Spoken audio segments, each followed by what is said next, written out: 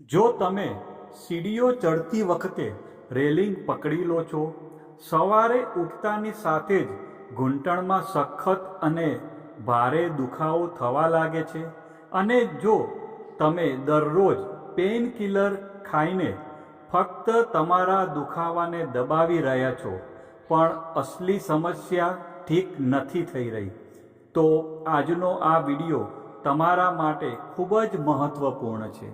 કારણ કે આજે હું તમને એક એવી ખૂબ જ સરળ વસ્તુ વિશે જણાવવાનો છું, જે જો યોગ્ય રીતે લેવામાં આવે તો, એટલે કે આગામી 30 દિવસની અંદર તમે તમારા ઘૂંટણ અને પગમાં પોતે જાતે જ તમે તફાવત અનુભવી શકશો.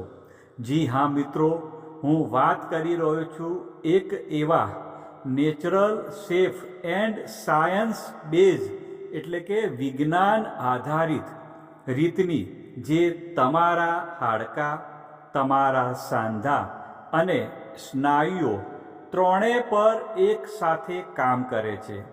જો તમે પણ નબળા પડતા હાડકાં અને સાંધાના દુખાવાથી પરેશાન છો, તો પહેલાં એ સમજવું જરૂરી છે કે તેની પાછળનું અસલી કારણ શું હોય છે. જુઓ, પહેલું કારણ છે ખોટો ખાનપાન. મિત્રો, આજકાલનો ખોરાક આપણને પોષણ ઓછું આપે છે અને આનંદ વધારે આપે છે, જેમ કે પીઝા, બર્ગર, બેકરીની આઇટમ્સ, કોલ્ડ ડ્રિંક્સ એટલે કે ઠંડા પીણાં, વધુ પડતી ચા, બિસ્કિટ. આ બધી વસ્તુઓ આપણા શરીરમાં સોજો વધારવાનું કામ કરે છે. ફક્ત આપણને ટેસ્ટ આપે છે, પરંતુ અંદરથી પોષણ મળતું નથી. તે જ રીતે મેદામાંથી બનતી વસ્તુઓ એટલે કે પ્રોસેસ્ડ વસ્તુઓ જેટલી પણ હોય છે, તે ઇન્સ્યુલિનમાં ઉછાળો કરે છે, અને હાઈ ઇન્સ્યુલિનનો અર્થ છે કે તે યુરિક એસિડને વધારવાનું કામ કરે છે, અને જ્યારે યુરિક એસિડ સાંધાની અંદર જમા થાય છે, ત્યારે સોજો અને દુખાવો આપમેળે શરૂ થઈ જાય છે. મિત્રો, જો આપણે બીજા કારણની વાત કરીએ તો એ છે આપણી લાઈફસ્ટાઈલ એટલે કે બેઠાડું જીવનશૈલી. જી હા, આપણામાંથી મોટા ભાગના લોકો સવારથી સાંજ સુધી ઓફિસમાં ખુરશી પર બેસી રહે છે, એક જ જગ્યાએ બેસીને કામ કરે છે. સાંજે ઘરે આવ્યા પછી સોફા ઉપર બેસી જાય છે અને ટીવી જોવા લાગે છે, અને રાત્રે જમ્યા પછી સીધા જ પથારીમાં જઈને સૂઈ જાય છે. એટલે કે જો આપણે ધ્યાનથી જોઈએ તો આપણા જીવનમાં ચાલવાનું બિલકુલ ઓછું થઈ ગયું છે, અને જો વાત કરીએ તો લગભગ નહિવત થઈ ગયું છે. એનાથી આપણા સ્નાયુઓ નબળા પડવા લાગે છે, અને જ્યારે સ્નાયુઓ મજબૂત નથી હોતા તો તેના કારણે શરીરનું આખું વજન સીધું જ આપણા ઘૂંટણ ઉપર આવી જાય છે. મિત્રો, જો ત્રીજા અને ખૂબ જ મહત્ત્વના કારણ વિશે આપણે વાત કરીએ તો એ છે કેલ્શિયમ અને વિટામિન ડીની ઉણપ. મિત્રો, જો વાત કરીએ તો આજકાલ લોકો તડકામાં બિલકુલ બેસતા નથી, અને જો વાત કરીએ તો મોટા મોટા શહેરોમાં દૂધ નકલી મળે છે, એટલે જ વિટામિન ડી ધીમે ધીમે ઓછું થતું થઈ જાય છે. મિત્રો, કેલ્શિયમ પણ ઘટતું જાય છે.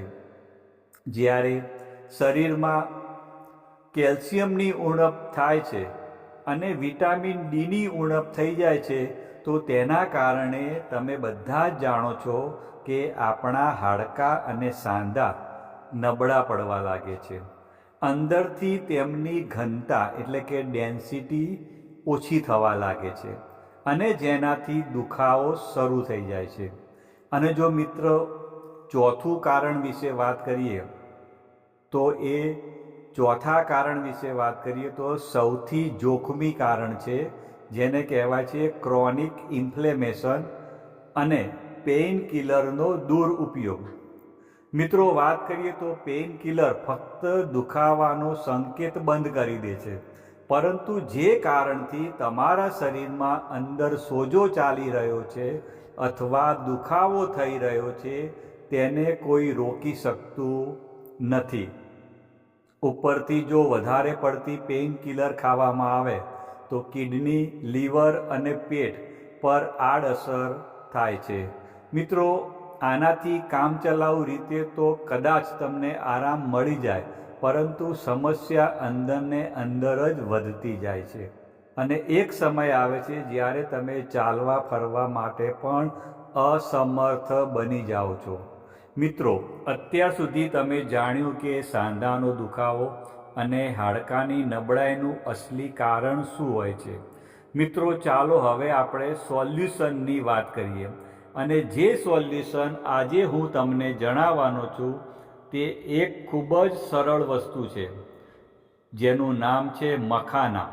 જી હા મિત્રો, મખાના તમારા હાડકાં, તમારા કાર્ટિલેજ અને સ્નાયુઓ ત્રણેયને આંતરિક રીતે સપોર્ટ કરે છે.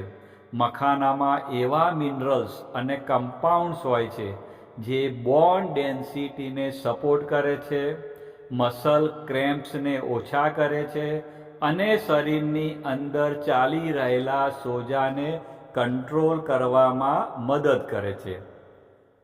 મિત્રો, એક મુઠ્ઠી મખાનામાં સારી એવી માત્રામાં કેલ્શિયમ હોય છે, જે બોન ડેન્સિટીને સપોર્ટ કરે છે અને ઓસ્ટિયોપોરોસિસનું જોખમ પણ ઘટાડવાનું કામ કરે છે. આ સિવાય મખાનામાં મેગ્નેશિયમ પણ હોય છે. મિત્રો, મેગ્નેશિયમ તમે બધા જાણતા હશો કે આપણા સ્નાયુઓને રિલેક્સ કરે છે. આ આપણા નર્વસ સિગ્નલને પણ બેલેન્સ કરે છે અને જેનાથી ક્રેમ્પ્સનું જે જોખમ હોય છે તેમાં ફાયદો થાય છે. એટલે કે સ્નાયુઓમાં જે જકડાઈ જવાની સમસ્યા હોય તે ઓછી થવા લાગે છે. એટલે જે લોકો રાત્રે પગમાં જકડન કે ખેંચાણ અનુભવે છે તેમના માટે મખાના ખાવા ખૂબ જ ઉપયોગી છે, કારણ કે તેમાં મેગ્નેશિયમ ખૂબ સારી માત્રામાં છે. ત્રીજો પોઈન્ટ છે મિત્રો પ્રોટીન. મિત્રો, પ્રોટીન ડેમેજ ટિશ્યુના રિપેરમાં ઘણી મદદ કરે છે. એટલે કે સાંધાની અંદર લિગામેન્ટ્સ, ટેન્ડ્સ કે પછી કાર્ટિલેજમાં જ્યાં પણ કોઈ ડેમેજ થઈ રહ્યું હોય છે તેને રિપેર કરવામાં પ્રોટીનની જરૂર પડે છે. મખાનામાં એવા એન્ટીઓક્સિડન્ટ પણ હોય છે જે ફ્રી રેડિકલને ન્યુટ્રલાઇઝ કરીને આપણા શરીરની અંદર ચાલી રહેલા સોજાને ઓછા કરવામાં મદદ કરે છે. ફોસ્ફરસ, જે ફરીથી મખાનાની અંદર જોવા મળે છે, તે કેલ્શિયમની સાથે મળીને બોન મેટ્રિક્સને મજબૂત બનાવે છે અને કારણ કે તે લો ગ્લાયસેમિક ઇન્ડેક્સવાળો ખોરાક છે તો તે ડાયાબિટીસના દર્દીઓ માટે પણ અનુકૂળ છે. એટલે કે સુગરના દર્દીઓ પણ તેને કોઈ પણ તકલીફ વગર લઈ શકે છે. આનાથી સુગર વધતી નથી. તો ટૂંકમાં જોઈએ તો મખાના ફક્ત એક નાસ્તો નથી, તે હાડકાને સપોર્ટ કરે છે, સ્નાયુઓને રિલેક્સ કરે છે અને શરીરમાં ચાલી રહેલા ઇન્ટરનલ ક્રોનિક ઇન્ફ્લેમેશનને પણ કંટ્રોલ કરે છે. એટલે કે એક સાથે 3 સ્તર પર કામ કરે છે. પરંતુ હવે સવાલ એ આવે છે કે તેને કેવી રીતે લેવા જોઈએ જેથી આપણને તેનો મહત્તમ ફાયદો મળી શકે. તો જુઓ મિત્રો, જો વાત કરીએ તો મખાના ખાવાની 3 રીતો શ્રેષ્ઠ છે. તમે તમારી સ્થિતિ મુજબ, તમારી સમસ્યા મુજબ કે તમારી પસંદગી મુજબ આમાંથી કોઈ પણ એક રીત પસંદ કરી શકો છો. સૌથી પહેલી રીત છે મખાનાને પાણીની અંદર પલાળીને ખાવા. આ સૌથી સરળ અને સાદી રીત છે અને આના માટે તમારે વધારે કંઈ કરવાનું નથી. બસ રાત્રે લગભગ 15થી 20 મખાનાને લઈ લો અને તેને 1 ગ્લાસ ચોખ્ખા પાણીમાં રાતભર પલાળીને રાખો અને સવારે જ્યારે તમે ઉઠો ત્યારે આ મખાનાને ચાવીને ખાઈ લેવાના અને પછી જે પાણી વધે તે ઉપરથી પી લેવાનું. કારણ કે આ પાણીની અંદર પણ મખાનામાંથી ઘણા દ્રાવ્ય પોષક તત્વો આવી જાય છે. જો તમે ફેંકી દેશો તો એ વેસ્ટ થઈ જાય છે. આ રીત તે લોકો માટે સૌથી શ્રેષ્ઠ છે જેમને હળવો સાંધાનો દુખાવો હોય છે, એટલે કે જેમના હાડકાં હજી શરૂઆતના તબક્કામાં નબળા પડવા લાગ્યા છે, દુખાવાની ફક્ત શરૂઆત જ થઈ છે, અથવા જેમની ઉંમર 40થી 45 વર્ષની આસપાસ છે, તો તેવા લોકો માટે આ પદ્ધતિ સૌથી સારી છે. બીજી રીત વિશે વાત કરીએ તો મખાનાને દૂધની અંદર પલાળીને ખાવા. જો તમારા હાડકાં વધારે નબળા છે, તમારી ઉંમર 50થી વધારે છે અથવા શરીરમાં કેલ્શિયમની ઉણપ વધારે થઈ રહી છે, તો આ રીત તમારા માટે વધુ અસરકારક સાબિત થઈ શકે. બસ 1 ગ્લાસ દૂધ લઈ લો, તેને સહેજ નવશેકું કરી લો. બહુ ગરમ નથી કરવાનું, બસ સહેજ નવશેકું થઈ જાય એટલે દૂધની અંદર તમે 15થી 20 મખાના નાખીને રાતભર પલાળી રાખો. આમાં 1 ચમચી મધ નાખી શકો છો જો તમને ડાયાબિટીસ ના હોય તો. બાકી ડાયાબિટીસ હોય તો મધ લેવાનું નથી. 4થી 5 તાંતણા કેસરના નાખો અને સવારે ઉઠ્યા પછી ખાલી પેટે આ મખાનાને ચાવીને ખાઈ લો અને ઉપરથી દૂધ પી લો. આ કોમ્બિનેશન બોન ડેન્સિટીને વધુ મજબૂત સપોર્ટ આપે છે. ત્રીજી રીત તે લોકો માટે છે જેઓ સાંધાના ખૂબ જ દુખાવાથી પરેશાન છે, જેમનું યુરિક એસિડ વધેલું રહે છે, ઉંમર 55થી 60 વર્ષથી વધુ છે અથવા જેમની સાંધામાં જકડન ખૂબ વધી રહી છે. આના માટે તમારે બસ 15થી 20 મખાના, 5 બદામ, 2 અખરોટ અને 1 ચમચી અળસીના બીજ. રાત્રે સૂતા પહેલાં 5 બદામ, 2 અખરોટને થોડા પાણીમાં પલાળી દો. હવે સવારે ઉઠીને 1 ચમચી અળસીના બીજ લો અને તેને પહેલાં સહેજ થોડા ડ્રાય રોસ્ટ કરી લો, એટલે કે તવા પર આપણે શેકી લેવાના. પછી 1 ગ્લાસ ગરમ દૂધ લો, તેમાં 15 મખાના નાખો અને રાતભર પલાળેલા બદામની છાલ ઉતારીને અને પલાળેલા અખરોટ લઈને તેની બારીક પેસ્ટ બનાવી લો અને આ પેસ્ટને આ દૂધની અંદર નાખો અને સાથે જે અળસીના બીજ તમે શેક્યા હતા તેને બારીક પીસીને તે પણ દૂધમાં મિક્સ કરી લો. બદામમાં વિટામિન E હોય છે અને હેલ્ધી ફેટ્સ હોય છે. અખરોટની વાત કરીએ તો તે ઓમેગા-3 ફેટી એસિડનો સારો સ્ત્રોત છે જે એન્ટી ઇન્ફ્લેમેટરી તરીકે કામ કરે છે. અળસી સાંધાના સોજાને કંટ્રોલ કરે છે અને મખાના હાડકાની હેલ્થને સપોર્ટ કરે છે.